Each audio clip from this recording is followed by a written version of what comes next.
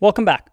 Integration tests are all about cross-communication between different units of code. Comparing to unit tests, you would probably use something like spies from a mocking library to ensure expected side effects instead of just asserting an output. Or you might use stubs to mock and modify parts of a process that are not inside of the specific test, such as mocking a database call.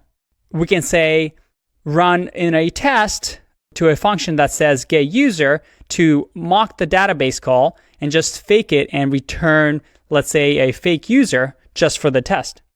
Also, as opposed to unit tests, a browser or a browser-like environment could help with the processes that are dependent on the window object. And this is especially true when we're working with React and rendering components. Now, integration tests is one of those things that has many different definitions, and everybody has their own preference of what it means. Overall, though, think of integration tests as connecting components to see how they work together. Instead of individual small units that unit tests test, well, you test the connection between them. The downside to them is that they are expensive, they're slower.